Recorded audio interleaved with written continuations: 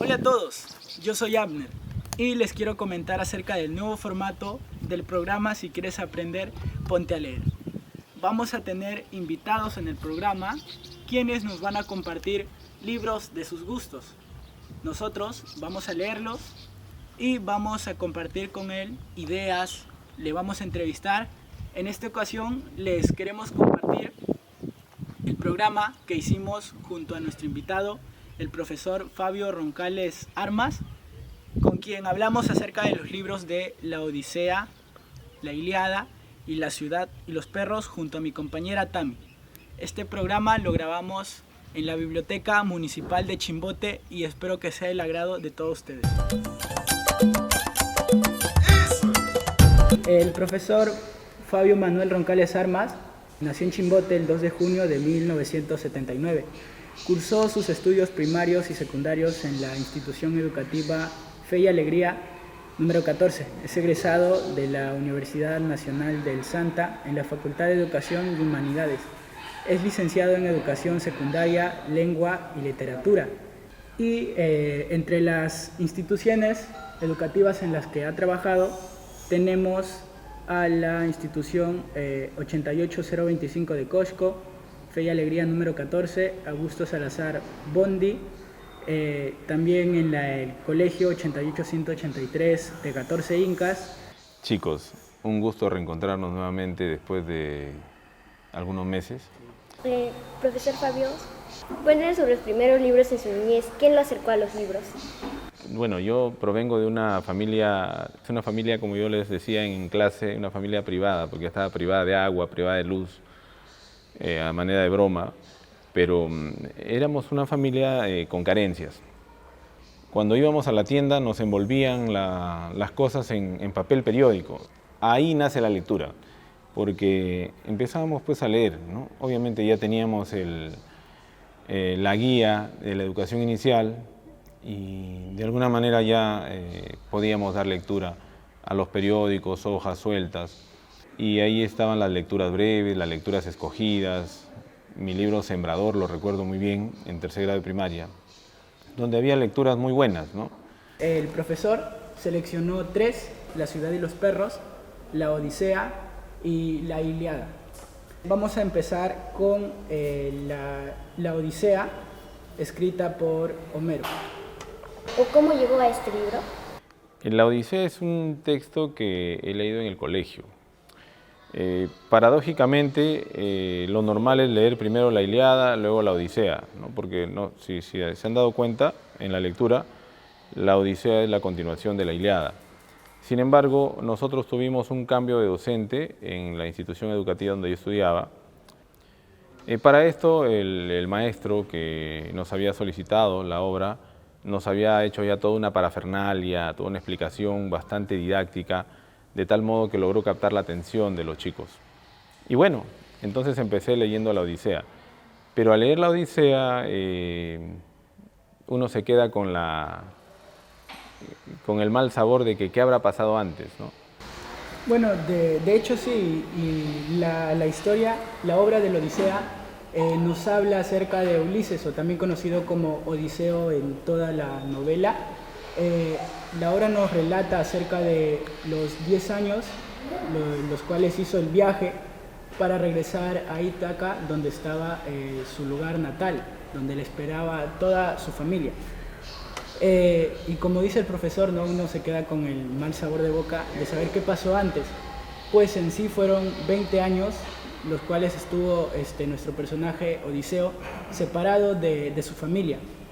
La historia de la Odisea nos habla de los 10 años que tuvo de regreso, en cambio la Ilíada nos habla acerca de los 10 años en los cuales estuvo participando en la guerra de Troya.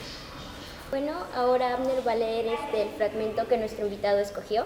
Enseguida, en un yelmo de bronce, la suerte echamos, y la suerte dispuso que fuera el magnánimo Euríloco, y se puso en camino, y con él 22 compañeros que lloraban y atrás me dejaban también sollozando. En el fondo de un valle encontraron la casa de Circe, con sus manos de piedra pulida, en un lugar muy ameno, y encontrábanse en torno leones y lobos monteses, que ella había encantado por medio de pérfidas drogas. Pero no acometieron a mis compañeros, se alzaron y fueron a ellos moviendo las colas larguísimas, al igual que los perros menean la cola ante el amo al volver del festín, pues les hace calmar su apetito. Los leones y lobos de garras potentes rodeábanles meneando la cola, y temblaron al ver tales monstruos. Desde el atrio del lar de la diosa de rizos bellísimos, escucharon a Circe cantar con una voz dulce en la casa, mientras iba tejiendo una tela divina, una de esas delicadas, graciosas y finas labores de diosa.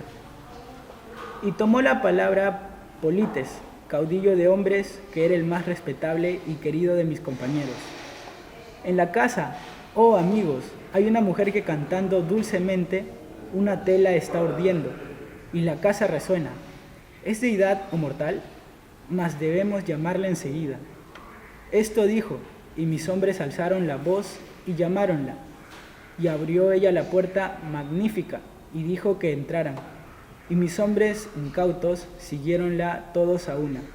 Solo Euríloco quedó recelando un engaño, y ella, dentro, les hizo sentar en sitiales, y todo ello con un vino de Pramnio, y echó dentro de él perniciosas drogas, para que no recordaran jamás a su patria. Los sirvió a cada uno, y mis hombres bebieron, y entonces les tocó con una vara, y después los metió en sus pocilgas. Y de puerco tenían la voz, la cabeza, y las cerdas, y hasta el cuerpo, y no obstante tenían las mientes de antes. Encerrados estaban, llorando, y echábales Circe como pasto fabucos, bellotas y frutos de corno, lo que comen los cerdos que suelen echarse en la tierra. Mas Euríloco vino a la nave veloz y sombría a contarnos la suerte funesta de mis compañeros, y no le era posible ni hablar, a pesar de quererlo, pues estaba angustiado por tanto dolor, y tenía negados los ojos, y solo en llorar complacíase. Estrechado a preguntas estaba por todos nosotros, y por fin nos contó la desgracia fatal de sus hombres. ¿Por qué escogió este texto? Bueno, esta es la parte donde Odiseo está tratando de regresar a Ítaca después de prácticamente 20 años. Paralelo a ello estaba siendo buscado por Telémaco, su hijo. Pero esta es la parte en que se va a encontrar con Circe, o sea que va a conocer a Circe. Bueno, en verdad era menos tiempo, porque recordemos que el trayecto que él hace para volver a Ítaca pasa 1000 peripecias, pero es en esta parte justamente es la razón por la cual a mí me llama mucho la atención, por la descripción tan, vamos a decirlo así, tan acuciosa que hace Homero, para narrar con detalle todo lo que Circe, que era una hechicera, una deidad, y que hechiza con su canto, que se aprovechaba pues de marineros que pasaban por ahí, y bueno, es la parte que a mí me llamó más la atención, porque es la introducción a toda una serie de aventuras que pasa el gran Ulises junto a su tripulación en estas tierras, ¿no?, con Circe. En la historia sabemos que los dioses juegan un rol muy importante para que la historia siga su trayecto, por así decirlo, ¿no? Y a usted, ¿qué le pareció la actitud de los dioses? O, ¿qué opina acerca de lo que hicieron los dioses, ¿no? Su participación. Es verdad, en obras de este tipo, la literatura clásica está llena de estas menciones de dioses. Estamos hablando de politeísmo, y hay muchos dioses. En este caso, la diosa que siempre estaba ayudando a Ulises era la diosa de la sabiduría. Sin embargo, hay toda una serie de conjeturas acerca de las palabras que dice Ulises cuando termina la guerra. O sea, como que él se autoproclama que gracias a él se había ganado la guerra. Si leemos la obra, o en el contenido nosotros nos daremos cuenta que gracias a la idea que tuvo del caballo de Troya, efectivamente se logra traspasar los muros troyanos, ¿no? O sea, si queremos ser técnicos y decimos técnicamente, pues se ganó gracias a él. Sí, pues, pero gracias a él se logró ingresar. Pero los griegos, en donde estaba incluido Aquiles, hicieron toda una matanza ahí dentro y razón por la cual se ganó la guerra. Pero supuestamente los dioses se ofenden, ¿no? Particularmente Poseidón se ofende y por eso es que hace pagar de alguna manera a Ulises haciéndolo vagar por el mar Egeo. Creo que estaba bien el castigo que le dieron, o sea, tenía que ser castigado por ser tan ligero, pero ¿qué pasa? Lo que no me parece es, o sea, hacerlo vagar tanto tiempo. Tengamos en cuenta que mientras eso sucedía, o sea, mientras Ulises trataba de volver, en su casa se desarrollaban otros acontecimientos que también se dicen en la obra, ¿no? Ya su esposa estaba siendo asediada por los pretendientes, ya su hijo estaba siendo prácticamente acosado también. Entonces, había una serie de acontecimientos, de hechos, que paralelamente se desarrollaban y que urgía la presencia de Ulises. Entonces a mí, repito, el castigo me parece, yo también lo hubiera castigado, si yo fuera un dios, hubiera dicho, como decimos popular o comúnmente, por bocón. Pero, no sé, hubiera sido otro castigo, qué sé yo. Un dato, la Odisea fue escrita por Homero. En los libros de Homero podemos encontrar historia, geografía, mitología, arte y así también como filosofía. Homero vivió hace más de 29 siglos. Bien, y de hecho Homero es uno de los escritores más famosos de si hablamos, ¿no?, de la literatura a nivel mundial, de toda la historia, por sus grandes creaciones como la Odisea y la que vamos a hablar a continuación, la cual es la Ilíada. Y para ello, mi compañera Tami va a leer el fragmento que el profesor escogió para la historia. Antes quiero contextualizar, la Ilíada trata sobre la guerra de Troya. En el texto nos menciona, pero se levanta varios reinos griegos contra los troyanos para recuperar a Helena, que era la esposa del rey de Esparta, Menelao, ¿no? Y fue raptada por Paris, dirigidos por Agamenón, y también de lo cual de ambos bandos, cuando se dio la guerra, resaltan grandes guerreros como Aquiles, Ajax, Odiseo, Héctor, y también en la parte que usted escogió, sobre la madre de Héctor, ¿no? Hecuba le pide que no se enfrente a Aquiles porque ella presentía que Aquiles lo iba a matar, y por eso, pero Héctor tenía la valentía y no se dejó y salió al encuentro de Aquiles. Hallarse tendido en el suelo después de morir en honroso combate es decoroso para un joven, y hasta es hermoso el verlo, y a pesar del espanto de la muerte, pero el que los perros destrocen la cabeza, la barba encanecida y las vergüenzas de un anciano muerto brutalmente, es lo más penoso de lo que les puede ocurrir a los míseros mortales. Así hablaba el anciano, besándose los encarnecidos cabellos, que se arrancaba desesperadamente, pero ni aún así logró persuadir a Héctor. Entonces su madre, que en otro lugar se angustiaba por su suerte, desnudó el seno, le enseñó el pecho y le suplicó así, derramando ríos de lágrimas: Héctor, hijo mío, respeta este seno y mi dolor, y apiádate de mí. Recuerda, hijo amadísimo, cuando te daba el pecho para acallar tu llanto. Entra en la ciudad para rechazar a ese hombre, en vez de salir al encuentro. ¿No comprendes que si el sanguinario te mata, no podré ni siquiera llorar sobre tu lecho, amor mío, hijo de mis entrañas, ni podrá llorar tu amadísima esposa, ya que ese hombre es implacable, y los perros te destrozarán lejos de nuestros corazones, junto a las naves aqueas?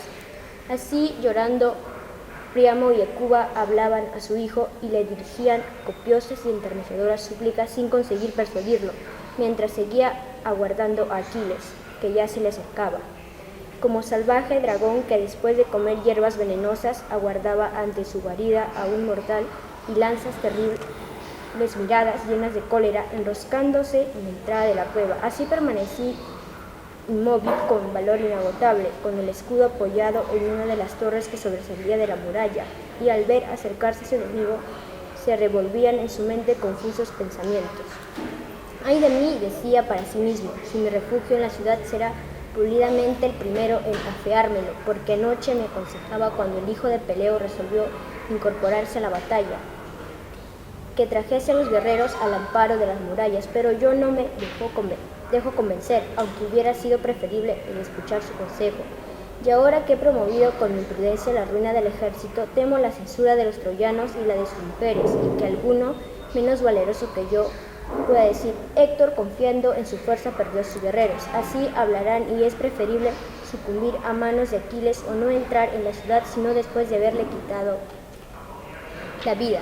Y así dejó en el suelo el escudo y el casco, apoyó la lanza en la muralla y salgo al encuentro de Aquiles para decirle que consiento en que los atridas se lleven a Helena con todas sus riquezas, origen de esta guerra, ofreciéndole además dar a los aqueos la mitad de lo que guardaba en la ciudad, para la cual me comprometería a tomar juramento a los troyanos para que no ocultasen nada y formaran 2 partes con todos los bienes que hay dentro de las murallas. Pero como vienen a mí semejantes pensamientos, no iré a suplicarle, porque sin sentir por mí compasión y respeto no me mataría inerme, como a una mujer en cuanto me viera indefenso.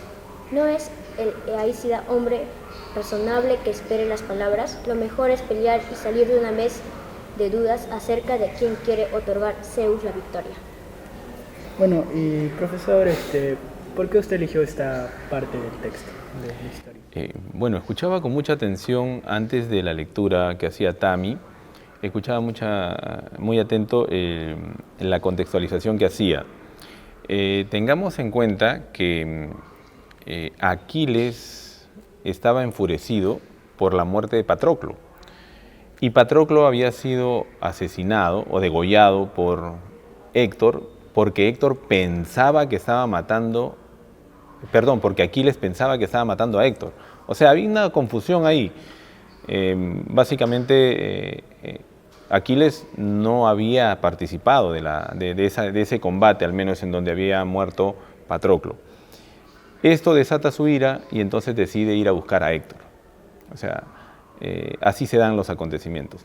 A mí me llama mucho la atención no solo la forma tan fuerte que tiene esa parte del texto, en la que los papás de Héctor, ¿no?, Príamo y Hecuba, le piden que no vaya. Consideremos también que el honor en esos días era algo que ya no tenemos. O sea, hoy en día cualquiera da la palabra y normal si no la cumple. En esos días no. Y Héctor era el caudillo de Troya. Entonces se sobreentiende que siendo el caudillo, al morir él, todo estaba perdido. Príamo lo sabía, y él sabía, creo que en algún momento de clase, no sé si con ustedes o con los chicos de quinto, alguna vez comentamos, si tú fueras rey, ¿mandarías a tu hijo, el príncipe, a encabezar las guerras? Y la mayoría decía, no, si es el príncipe, que vayan otros. Claro, yo también pienso lo mismo. Si yo fuera rey y tuviera a mi hijo, que sería el príncipe, no mandaría a que vaya a enfrentarse sabiendo el peligro que va a correr. Pero nótese entonces, ¿no? O sea, en estos días, de acuerdo a lo que nos dice Homero, no había esas diferencias, ¿no? Si es bueno, es para la guerra, es experto o tiene la experticia en el arte de la guerra, entonces que vaya a pelear. Y eso pasaba con Héctor, y eso es lo que me llama la atención. Claro, había tremendas desventajas. Aquiles era un semidios. Aquiles no iba a morir, o sea, no podía morir salvo por la decisión de Zeus, como dice al final el fragmento. En cambio, Héctor era mortal, o sea, por eso nótese ahí la diferencia que hay, ¿no? Héctor sabía que en el peor de los casos él se iba a morir. Y Aquiles era un asesino profesional, pues este tipo había nacido para matar. Entonces él estaba seguro de que él y su espada iban a salir victoriosos, y así fue, ¿no? ¿Pero cree que Aquiles y Héctor tengan algo en común? Personalmente no creo que tengan nada en común. Alguna vez me hicieron una pregunta, si yo fuera o si pudiera identificarme con un personaje, ¿con cuál me identificaría? Porque siempre que hacemos esa pregunta, la mayoría quiere ser Aquiles, ¿no? El asesino, el que mata, el que gana. Pero si a mí me tocaría elegir un personaje, yo elegiría a Héctor. Bueno, primero porque es el normalito, no tiene ningún poder, no es el que no va a morir. Punto número uno. Y segundo, porque él peleaba por amor a su patria. O sea, el amor que él sentía era por sus padres, por su gente, por su patria. En cambio, Aquiles peleaba por gloria. O sea, él quería que su nombre fuera recordado por cientos o miles de años, como ha sucedido, ¿no? El caso hasta ahora. Lo mismo pasa con Héctor, pero cuando pensamos en qué valores encontramos en Aquiles y qué valores encontramos en Héctor, obviamente Héctor de lejos lo lleva a Aquiles. ¿Cree usted que la lucha de bastantes soldados griegos hacia los troyanos era la correcta? Ninguna guerra es buena, ¿no? Si las guerras fueran buenas, entonces, o sea, viviríamos de guerra en guerra. Yo no creo, o sea, si hay alguien que está pretendiendo ganar un espacio geográfico, si quiere, yo creo que hay otras formas. Incluso la diplomacia existe gracias a eso. Pero a veces, como dicen los viejos conocedores, es necesario. Y en este caso, en esa época, en ese tiempo, se ganaba territorio, se ganaba poder, se ganaba autonomía gracias a las guerras. Y es allí donde surgen pues personajes históricos, ¿no? Míticos, propios de las epopeyas. Quería hacer mención de que se me pasó en el bloque anterior. Escuché cuando dijiste el rapto de Helena, ¿no? Porque supuestamente Helena fue raptada. Pero creo que eso ya es sometible a la interpretación, porque Helena fue por su propia voluntad, entonces eso no es un rapto. Solo que, como diría Raúl Porra Barrenechea, cuando se le preguntó por qué en la historia del Perú o en la historia de la conquista de América figura la palabra la conquista de América, sabiendo que no fue conquista, entonces Porra Barrenechea decía, es que en esos días el término invasión no había, ¿no? Entonces, el mejor término que se acercaba a ese acontecimiento era conquista. Entonces, yo creo también que dentro del léxico de Homero, estoy siendo atrevido de repente al asegurar esto, no había pues el término, ¿no? Porque el rapto de Helena, también lo he leído, y bueno, no estoy de acuerdo con ese término, pero se acepta, es la obra de Homero. ¿Qué mensaje nos deja la obra La Ilíada?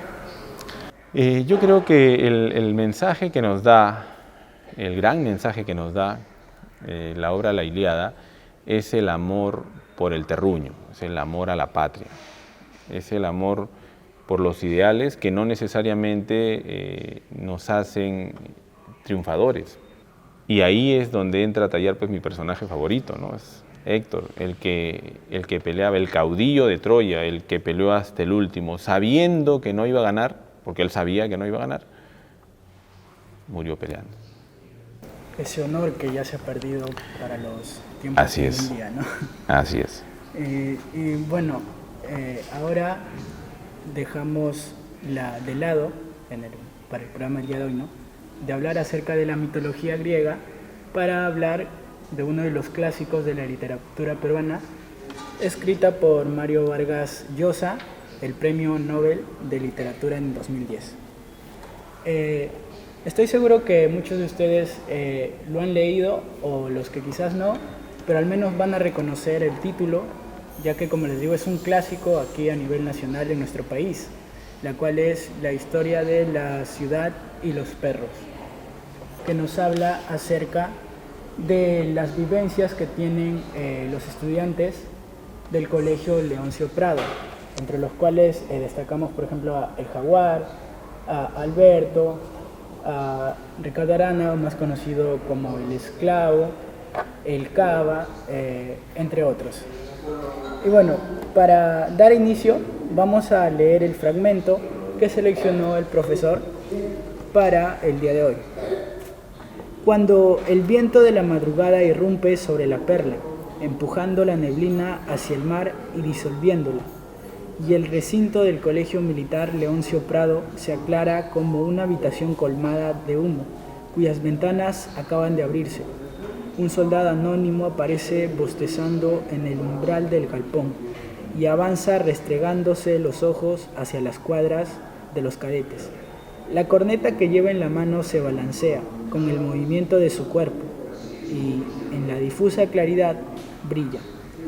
Al llegar al tercer año se detiene en el centro del patio, a igual distancia de los 4 ángulos del edificio que lo cerca, enfundado en su uniforme verduzco, desdibujando por los últimos residuos de la neblina. El soldado parece un fantasma. Lentamente pierde su inmovilidad, se anima, se frota las manos, escupe, luego sopla, escucha el eco de su propia corneta y en segundos después las injurias de los perros que desfogan contra él la cólera que les causa el final de la noche. Escoltado por carajos lejanos, el corneta se dirige a las cuadras del 4º año. Algunos imaginarias del último turno han salido a la puerta, anunciados de su llegada por la diana de los perros. Se burlan de él, lo insultan y a veces le tiran piedras. El soldado camina hacia Quinto, ya está completamente despierto y su paso es más vivo. Allí no hay reacción. Los veteranos saben que desde el toque de diana hasta el silbato llamando a filas tienen 15 minutos, la mitad de los cuales pueden aprovechar todavía en el lecho. El soldado regresa al galpón, frotándose las manos y escupiendo. No lo asustan la indignación de los perros, el mal humor de los cadetes de cuarto. Apenas los percibe, salvo los sábados. Ese día, como hay ejercicios de campaña, la diana se toca 1 hora antes y los soldados temen estar de servicio. A las 5 todavía es noche cerrada y los cadetes, borrachos de sueño y de ira, bombardean al corneta desde las ventanas con toda clase de proyectiles. Por eso, los sábados, las cornetas violan el reglamento, tocan la diana lejos de los patios, desde la pista de desfile, y muy rápido. El sábado, los de Quinto pueden continuar en líteras, solo 2 o 3 minutos, pues en lugar de 15, tienen apenas 8 minutos para lavarse, vestirse, tender las camas y formar. Pero este sábado es excepcional. La campaña ha sido suprimida para el 5º año, debido al examen de química. Cuando los veteranos escuchan la diana a las 6, los perros y los de cuarto están desfilando ya por la puerta del colegio hacia el despoblado que une la Perla al Callao. ¿Qué edad tenía cuando leyó este libro? He tenido cerca de 19, tal vez, 19, 18 años, más o menos, cuando he leído este libro. Para usted, ¿algún personaje que no le haya gustado? En mi caso, por ejemplo, quizás muchos me van a contradecir, ¿no? Pero es mi opinión. A mí no me gustó, sinceramente, el personaje principal, el cual es Alberto. Más que todo por sus actitudes, por ejemplo, en una parte, como en un caso, ¿no? Le traiciona a su amigo Ricardo Arana al estar engañándole, por así decirlo, ¿no? Con quien sería su Claro. que quería que sea su pareja. El poeta no Sí. te cae bien. Más que todo por sus actitudes, pero en sí juega un papel muy importante en toda la obra. Y de hecho hay momentos en los que, bueno, quizás tiene sus destellos, ¿no? Pero Solo para comentar lo que estaba diciendo, se supone que es Mario Vargas Llosa, porque esta es una obra autobiográfica, supuestamente, y el poeta sería Vargas Llosa. Así que si no te gusta, más o menos para que sepas que estás, quién no te gusta. Y sí, pues es una actitud reprochable, ¿no? Eran tiempos difíciles, como lo dice el texto. Yo no tengo ningún personaje. Me parece que la construcción de este libro, de este texto, reúne los personajes necesarios para el desarrollo de esos acontecimientos. Uno de mis personajes favoritos es el oficial a cargo, de quien el teniente Gamboa, de quien se ha hecho pues una serie de memes y bromas siempre, ¿no? Incluso tengamos presente que hay película ya de La ciudad de los perros y se han usado fragmentos para de alguna manera ridiculizar situaciones. En fin, ese sería uno porque hay varios. Pero repito, yo no tengo ningún personaje, al menos aquí. Quizá el jaguar sería uno de los personajes que yo debería decir que no me cae bien o que de pronto es deplorable. Que sí lo es, ¿no? Pero no para mí, no pienso eso. Es el personaje incluso que, si ustedes tienen en cuenta en partes del libro, es el único personaje que no se dejaba. O sea, que no pudieron contra él ni los de cuarto ni los de quinto, ¿no? Entonces, eso lo hace, no favorito, pero lo hace, justifica el hecho de que esté ahí, ¿no? Este personaje, al menos de manera personal. ¿Por qué será que Arana no tenía la valentía de enfrentar al jaguar? ¿Y usted qué piensa? Yo creo que no era cuestión de los otros personajes, ¿no? No era cuestión del Serrano, del Cava, del poeta. Era la cuestión, a mí me parece ahí, del temperamento que tenía el jaguar. O sea, el jaguar era un personaje que Mario Vargas Llosa describe de manera muy proba. Era un tipo rudo, era un tipo malo, de mal hablar, era un tipo grotesco incluso. Entonces, de alguna manera infundía o se imponía ante los demás, ¿no?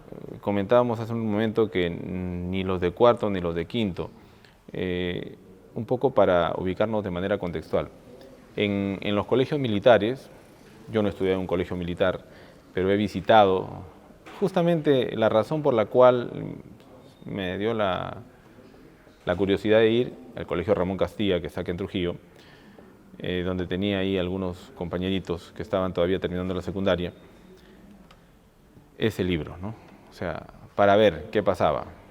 Y a los chicos que ingresan a tercero, a ellos le dicen los perros, pues. Por eso me imagino que de manera análoga en el Colegio Leoncio Prado sucede lo mismo, y por eso el título La ciudad y los perros. Entonces, los chicos de tercer año son los que llegan a pagar todo. O sea, porque los primeros meses no duermen bien, les pegan, les roban sus cosas, etc., etc. A los chicos. Sí, luego a ellos les toca. Claro, es que eso es una cadena, pues por eso. Están en tercero y van a padecer. Los de cuarto le pegan, les hacen la vida imposible a los de tercero. Y los de quinto, ellos gobiernan a todos, ¿no? Por eso en partes del libro nos dice, imagínate que el jaguar, estando en tercero, no se dejó ni de los de cuarto ni los de quinto. O sea, ahí ya es para nosotros inferir qué temperamento, qué corajudo este sujeto, para enfrentarse a golpes, ¿no? A golpes, porque eran épocas o eran otros tiempos, ¿no? Además, en el colegio no estaba permitido pues el uso de armas y estas cosas, salvo los que utilizaban para su preparación. ¿Cree usted que es adecuado el castigo que se les daba a los alumnos cuando rompían las reglas de la escuela militar? Ahora creo que no. Ahora, porque no pensamos igual, pues el ser humano es cambiante, pero en los colegios militares, dada la formación castrense que se les impone, los castigos tenían que ser severos, ¿no? Y iban desde físico hasta no dejarlo salir un fin de semana, 2 fines de semana, 3 fines de semana, como le pasó a Arana, justamente fue cuando lo traicionaron ahí por no salir, ¿no? En fin. De hecho, Arana era el que pagaba el pato, por así decirlo, en muchas ocasiones. Es que Arana era el horna, ¿no? Para usar términos comunes, era el horna, el sano, como decimos en los colegios, era el pobrecito, el sanazo, entonces era el que pagaba los platos rotos. Sí, de hecho hay una parte, la tragedia que le pasa a este personaje, ¿no? Que es un momento bien trágico y triste en toda la historia. Cuando muere. Que menos quería que le sucediese en la historia algo era Ricardo Arana, al esclavo. Por decirlo, me daba pena por cómo le hacían sentir sus compañeros, cómo lo trataban. Pero bueno, lamentablemente ocurre una tragedia con él que les invito a los que no han leído el libro, ¿no? Lo puedan descubrir a la hora de hacer la lectura del libro, ¿no? Bueno, Y profesor, ¿usted qué opina de la vida militar? Esa es una pregunta comprometedora. No, de hecho, conversaba, bueno, antes de hacer el programa, ¿no? Le comenté que conversé con un amigo mío acerca de la vida militar, ¿no? que tuvo en sus tiempos, ya que recordemos que antes para realizar al DNI azul, el cambio, se pedía... La libreta militar, sí. Claro, yo todavía he tenido la oportunidad, no digo suerte porque no ha sido suerte, Entonces, pero ya para situarnos en la pregunta, decía yo que era una pregunta un poco comprometedora, porque el mismo Vargas Llosa, no recuerdo en qué libro, dice, yo tenía un hermano, mi hermano tenía 2 hijos, uno era militar y el otro era inteligente, dice. Entonces, en claras alusiones pues al conocimiento. Sin embargo, yo tengo muy buenos amigos que son militares, policías, ¿no? No tengo nada en contra de ellos, pero tengo pues mis propias opiniones. La vida militar podrá ser muy hermosa, muy bonita, pero si hacemos una remembranza de los acontecimientos en donde han intervenido personajes militares, nos vamos a dar cuenta que estos señores básicamente son educados, si cabe el término, porque no me parece que haya una educación ahí, y reitero, es mi opinión personal. Yo sé que de pronto cuando se ve el video me van a acabar ahí, no sabe lo que dice, los chicos, los que están estudiando, se están preparando. No, esa es mi opinión personal. La educación significa que se dan las condiciones para que una persona se eduque. Es más, y lo decimos en cada aula donde nos toca hacer clase o compartir experiencias educativas. Para que la educación se dé, no precisa de que yo quiera enseñar, precisa de que tú te quieras educar. Y bueno, por las aulas que me ha tocado pasar, en algunas instituciones militares, he visto que no quieren estudiar. Los chicos no quieren descansar, quieren comer, tienen todo menos ganas de estudiar. Entonces, con eso no quiero dejar en ridículo ni nada. Repito, hay muy buenos policías, hay muy buenos militares seguramente. Yo pienso que la vida militar es para solo algunos, ¿no? Y ellos dirán, no, es que para los más bravos, los más guerreros, listo, que sea para los más bravos y los más guerreros. Pero los invito a pasar por una universidad. Ahí también hay bravos y guerreros, pero no precisamente de la pelea, de la confrontación, ¿no?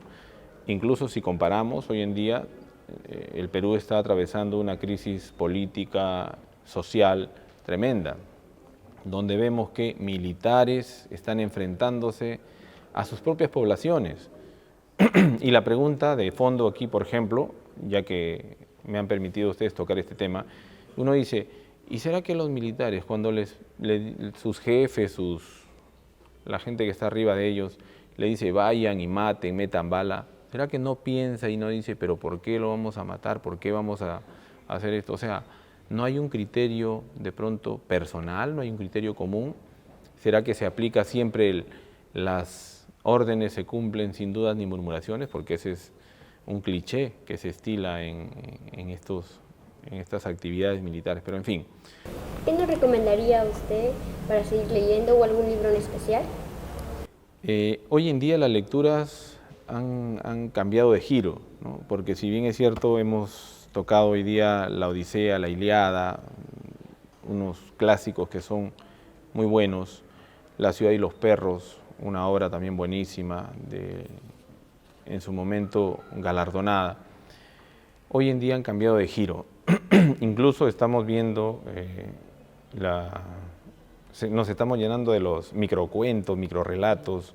No estoy en contra de ellos, ¿no? Por si acaso. Hay muy buenos, por cierto. Pero las lecturas cada vez más cortas y cada vez más breves son las que están siendo consumidas con mayor ahínco en estos días. Un libro que recomiendo siempre digamos, para los jóvenes como ustedes, hay un texto, Buenos días, princesa. Está el libro de Kiyosaki, de Robert Kiyosaki, Padre rico, padre pobre, un libro muy bueno también, ¿no? Y el clásico La vaca, ¿no? Que tiene relatos muy interesantes ahí, pequeños relatos. De reflexiones, ¿no? Así es, sobre todo eso, ¿no? Que nos ayudan bastante y nos ubican de alguna manera, porque sirven para toda época.